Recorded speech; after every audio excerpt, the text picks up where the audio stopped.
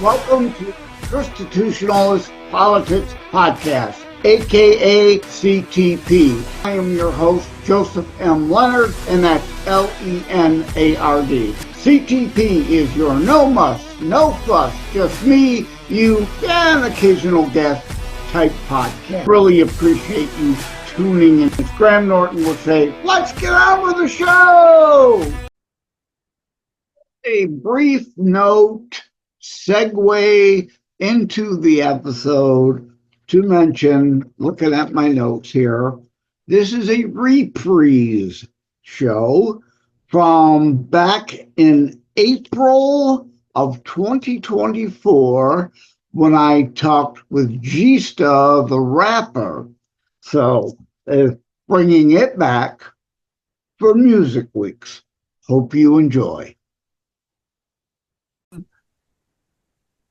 Hello, I am joined by rapper Gsta from New Orleans. Welcome to the show. How are you feeling today? I'm feeling great, man. How are you, man? Besides your cold, how are you doing? Yeah, got a cold. I'm battling, but, got to labor through. Absolutely, man. Hopefully not too much coughing and hacking. All right. You'll be all right. You'll be perfect. We get through it.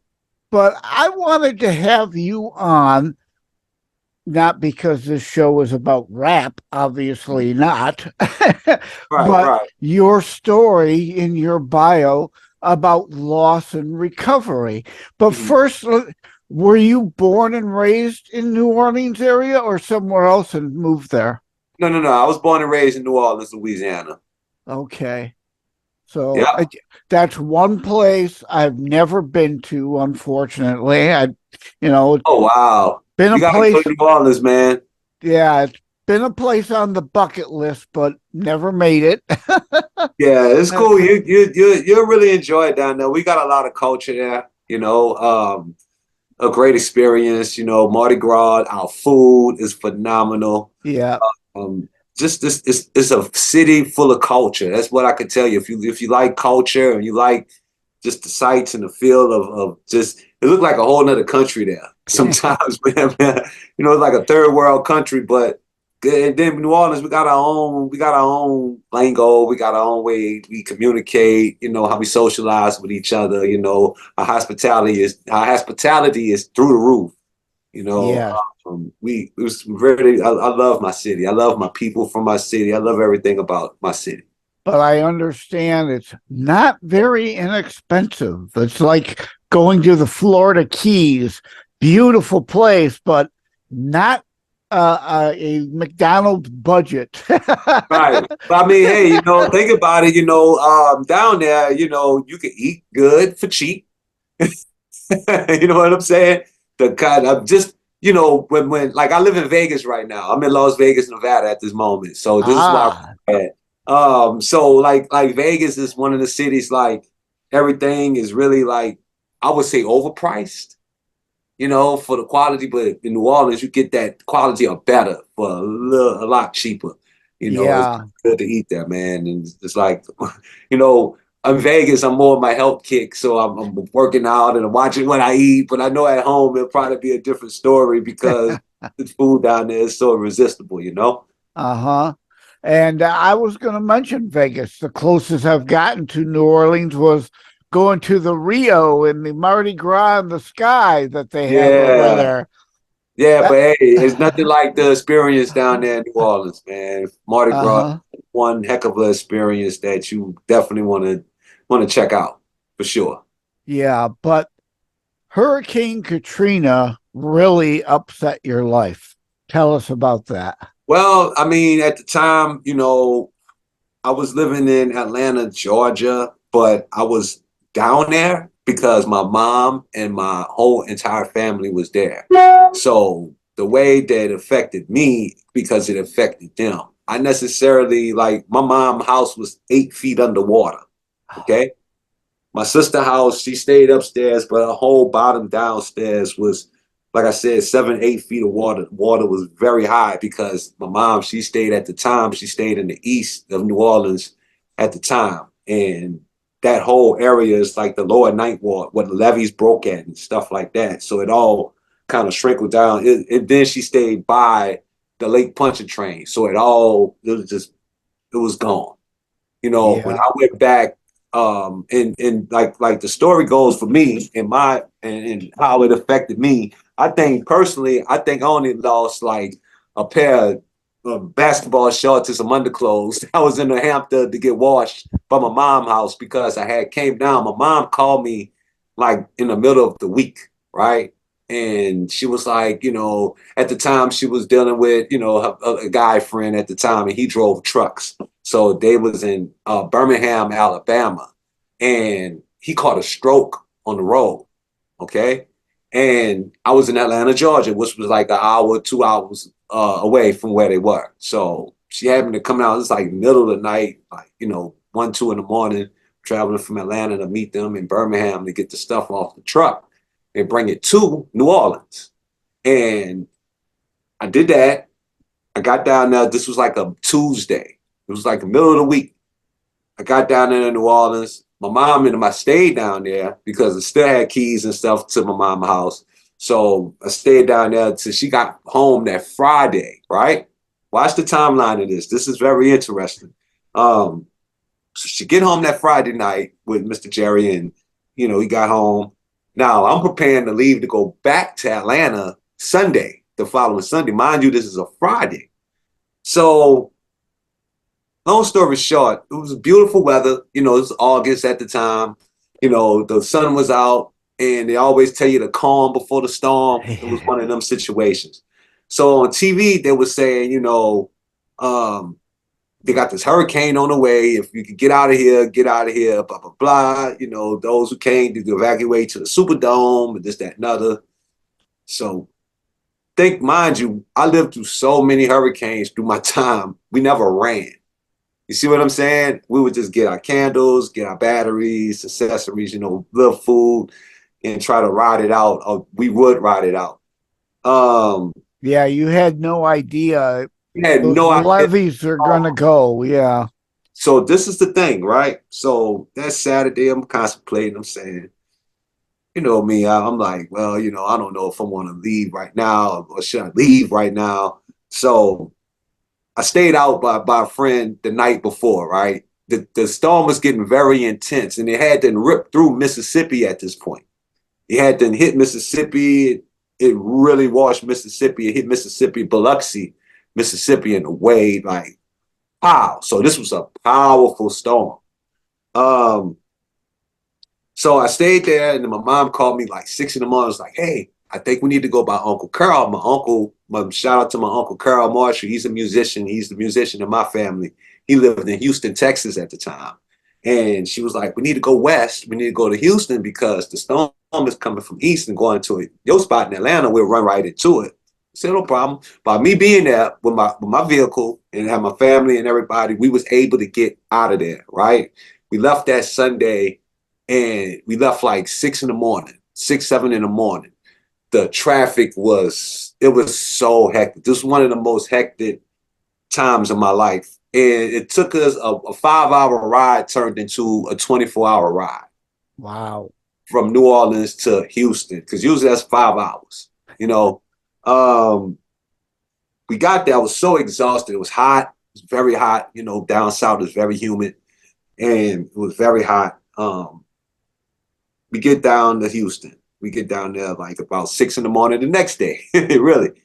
And I was so exhausted. I passed out. I just laid down on the floor. I just put everything, made me a little pallet on the floor, laid down. But when I woke up at 3 o'clock in the day, the news was erupted about the storm, how it flooded.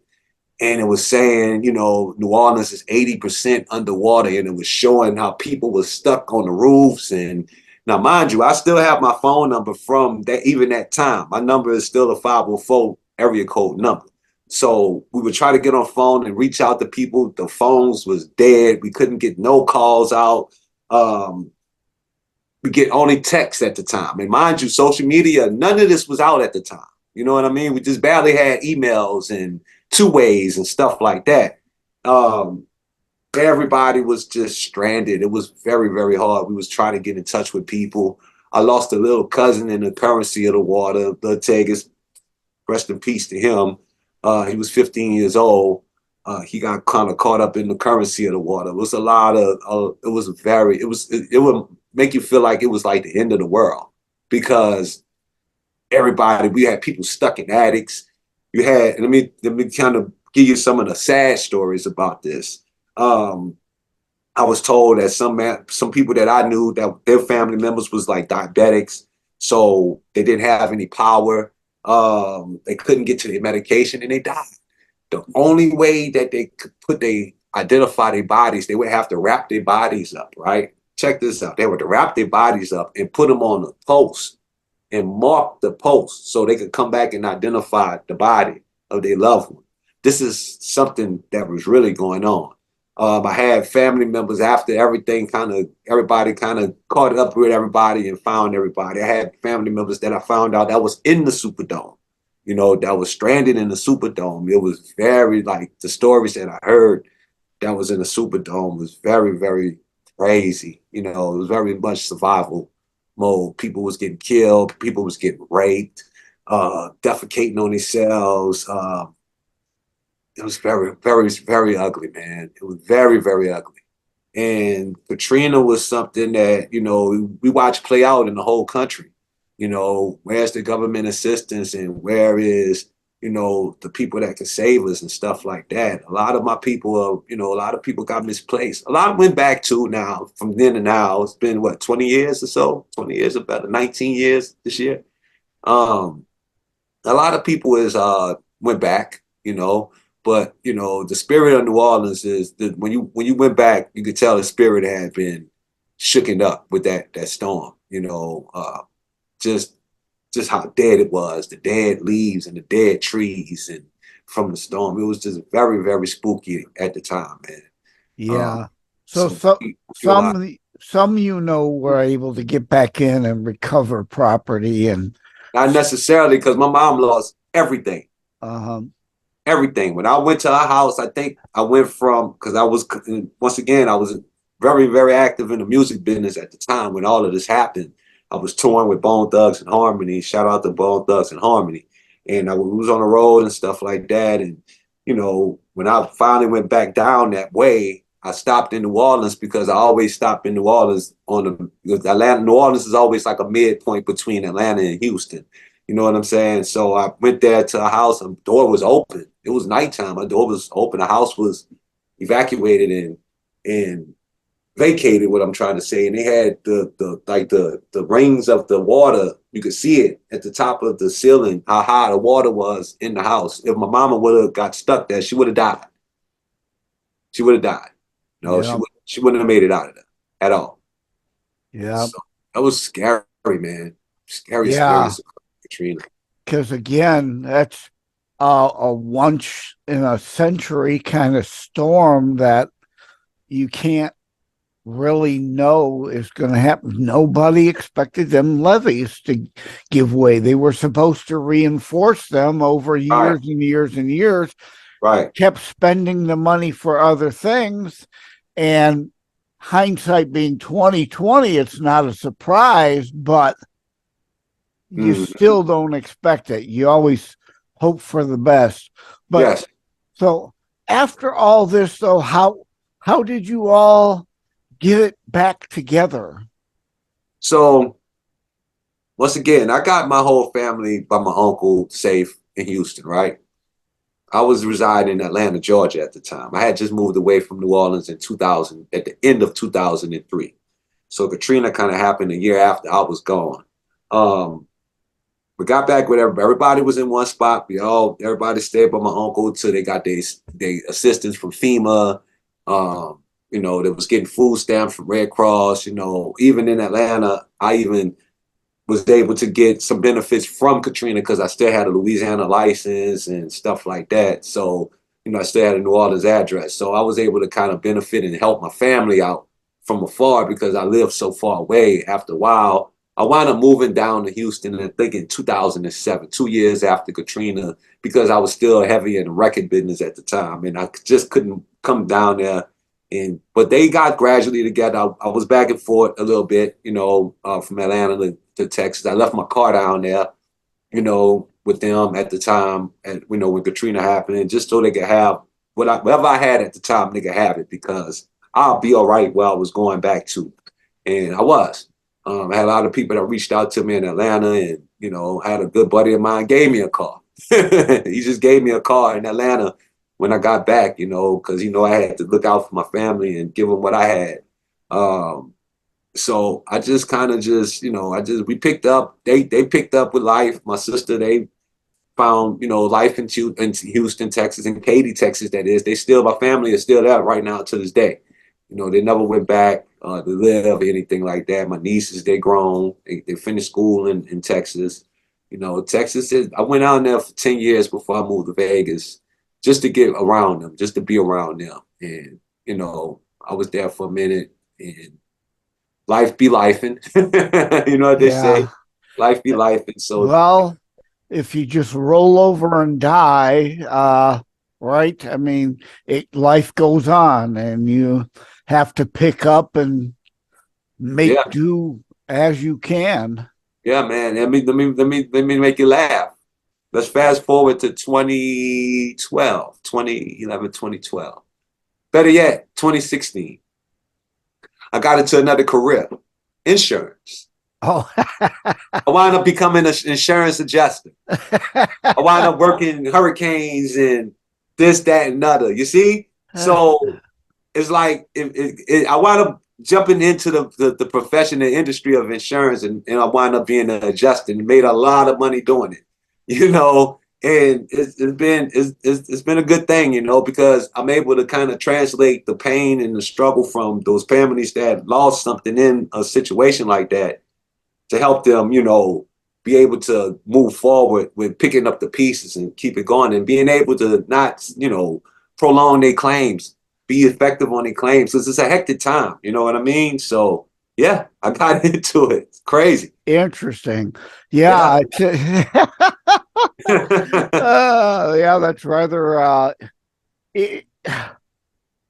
how life could sometimes come full circle, right? Yeah, absolutely. Have you gotten any music out of all that? Oh yeah, absolutely. I did several albums after that. Plenty. You know, it was a little different at the time because I wasn't at home creating. You know, it was just like, you know, being in New Orleans and being able to have access to the musicians and a facility that I had at the time. It wasn't there anymore. But then again, I already left anyway. I had already moved to Atlanta at the time and went on to do some bigger things in the record business and stuff and get connected on that kick. But far as the memories and far as the stuff to reflect on and the pain that we all felt, like, you know, by losing everything, you know, a lot of music came out of it. A lot of it. A lot of pain, a lot of joy, a lot of, you know, a lot of survival. You know what I'm saying? Yeah. Victorious, that type of energy. So yeah, absolutely. Try to help people understand through what you had to live through. Absolutely. Like I said, I was able to get in transition into the side of doing working claims, working hurricane claims, you know, catastrophic claims. You know, that's where it translated at. It translated more into working insurance more than the music. You know, I can only tell you what I've been through in the music, and you're gonna hear me, but it ain't gonna resonate like if you in that situation and you need somebody to walk you through the process of getting yourself putting everything back together. And that's something, you know, that I think that more translated into with my life, with my journey. And speaking of music, do you usually stick with one genre, or do you sometimes cross genres? I cross genres. That's my specialty. I'm very versatile. I worked on so many different types of genres of music. I come up under blues. I come up in New Orleans. We had one of the Cornerstone studios down there for years. You know what I'm saying? So everybody came through that. My uncle was this big blessing to a lot of musicians because he come from the record business back in the 60s and the 70s and stuff with Bobby Womack and all of these guys. He toured with the funk, that the era with George Clinton and, you know, Confunction and all of these different guys, like in New Orleans Chocolate Milk, and, you know, all of these different bands and stuff. So he come from that era. And it just so happened my uncle was one of those, my uncles, he was live. Every time he came around, he lit the whole room up. His energy was just a spark, and I wanted to always be around him. And I took a liking. He took a special. He saw that I had a liking as a kid, as a little kid, because I could tell you he brought a beat machine. He used to bring his beat machine around all the time. I was a little kid, man. I guess I was just intrigued by gadgets and, you know, technology at the time, and I used to always be messing with this beat machine. He ain't never not once was like, hey, don't you touch that. Nah, he would embrace it. You know, he was like, you like that, you know, he gave me the beat machine one day as a kid. And then a few years later, he wound up opening up the biggest studio in New Orleans at the time. And he gave me a summer job. You know, as a kid, I was trying to hustle to get a video game, a Super Nintendo at the time I was a kid. But he put me around all of the studio equipment and stuff. I always loved hip hop records. You know, I love all type of music, but hip hop was my thing. You know what I mean? I love rap music. You know, and I was intrigued by it. I started messing around with it and started getting familiar with the equipment, and they started showing me, really sitting me down, showing me how to use it. And it's something I never let go to this day. Yeah. Right now, I'm in my big studio because I never let that passion go. I love to create. Yeah. So I was going to ask you, who are your influences, but you kind of already said you had a mentor right there in the family. Yeah. But who are other influencers? Oh, man, so many of them, man. Shoot. I mean, you can pick a lot of them. I mean, there's so many of them. I don't want to leave nobody out because I'm scared to even say. I understand. All of them. Just put it that way. Everybody who's made an impact in music, I have felt your energy, and I have taken something from it. Yep. I don't mean to get personal, so you could tell me none of my business, but I do know the one song, Love You to Life. I like that as opposed to Love You to Death. So is there a trophy girl in your life right now? Was that about her, or was it just a generic tune? Check this out. It's a great question. Thanks a lot. It's awesome. Because you're the first person never asked me about that particular record. You know, on the record that I did. That's me and my DJ Blacknificent. Shout out to DJ Blacknificent. And he always in my ear about that song too. And he would trip out if you find out you asked me about this song. But my significant other, I met her after I made that record. So the shoe fit. You know, she wearing it. She loved it too, right off the back, you know. Yeah, I got a special woman. My fiance, I just proposed to her in Jamaica in 2022, I think. Yeah, a year ago, 2 years ago now. So we working on trying to tie the knot soon. But yeah, that record is awesome. I love that record. It was just a feel good record. You know, I wanted to do it for the ladies, and you know, because in rap you got so many stereotypical bad images for women. You know what I mean? Yep. You know, especially black women, you know what I mean? Let's just be real. And, you know, I want to talk about the queen in them. You know, I want to always bring out the queen in our sisters, you know, because that's who they are. And we as the men, and being the temperature in the house, you know, we have to change the narrative and change the energy when it comes down to our women, and start, you know, pumping inspiration in them, and, you know, motivation in them to be who they really are. You know? Yeah, that's why I wanted to ask about it, because you're right. So many negative aspects, especially in rap, it seems. It's Absolutely. Such a shame. You know, it's good we touched in this one, because my whole mission is to bring back the feel good image to what real hip hop is. Not no trend, not you know, if you listen to a lot of my records and you listen to a lot of my stuff, even the video we just put out called Classic Status, the video 1.5 million views in 12 days and almost hitting 1 million on YouTube and only been out a month or two. And the love that I got from it, because it got the old school hip hop feel, the raw elements of hip hop. We went back to the microphone and the DJ element. You know what I'm saying? Yep.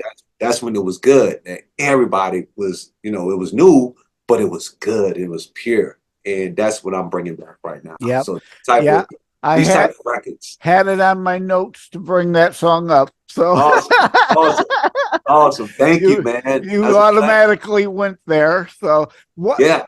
Do you have? What have you got in the works? I got Classic Status is out. I'm working on an album. I'm supposed to put this album out over 10 years ago, man. I just saw on Facebook, I had an interview that I did with another publicist, a public figure guy, and we talked about the album back in 2014. And I'm like, wow. And it came up on my Facebook memories. And I just shared it. So people now, it's like, fast forward to 2024, it's up. So I'm working on this album now. The single, we're getting ready to shoot another video for this new single called I Win, #I Win. And it's a very, very, very positive record to me. Yeah, that's it's so good. Positive. I didn't even much get edgy and cursing it or anything like that, you know. And I'm mindful of the records that I make these days, but you know, some records you have to say certain things to get your point across, you know, and because it's hip hop. Let's not ever forget the fact of it's hip hop, it's edgy, you know, it can be raunchy, but it can be solid. It can be it could be a learning curve for many that don't know. I find myself talking to a lot of people from different walks of life about hip hop, and they hear my stuff and they have questions. You know what I mean? And I have to be able to break down my rhyme and reason why I'm saying what I'm saying. And they totally get it. It's like great conversation, you know. It's about being smart and not being ignorant to the fact that, you know, we have a code to communicate with people through a musical art form that's very strong. Music is strong, man. You know, you're a musician, you probably walk through life with like a butterfly because everybody gravitate to that side of you, you know, especially me, you know. But me being in different industries and like the tech world, the IT world, and the insurance world, and it balances me off very much so. I'm not nothing how I used to be 15 years ago, man. Not the conversation, even though my conversations was good then, but now I can socialize with people on a more intellectual point of view. You know what I mean? And not so much hip hop, because I was more hip hop. More hip hop New Orleans. So what is your YouTube channel? JLenardDetroit. That's on YouTube. And my Instagram is Gsta_G, as well as my Twitter, Gsta_G, GSTA_G. Yeah, everybody could go to my website, SoStimulusENT.com. I was just going to ask you for that. Yeah. Yeah, thank you, man. Look, I'm on it, you see? I got one of the hottest websites out there, man. Yeah, so give the website out again. www.SoStimulus, SoStimulusENT.com. Just put it in mind. So stimulus check.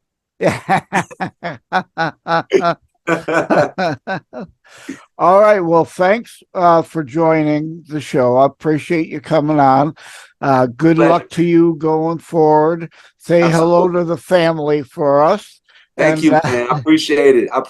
Man. And thanks to you for having me, and much blessings on your journey with your podcast. You need me again? I'm here for another convo if you ever need me again. Okay. Take care. Thank you for having tuned in for Constitutionalist Politics Show. If you haven't already, please check out my primary internationally available book, Terror Strikes, coming soon to a city near you. Available anywhere books are sold. If you have locally run bookstores still near you, they can order it for you. And let me remind, over time, the fancy high production items will come. But for now, for starters, it's just you as a very appreciated listener by me. All substance, no fluff, just straight to key discussion points. A show that looks at a variety of topics, mostly politics, through a Christian U.S. constitutionalist lens. So again, thank you from the bottom of my heart. Take care. God bless. Like and subscribe to Constitutionalist Politics Podcast and share episodes. We need your help.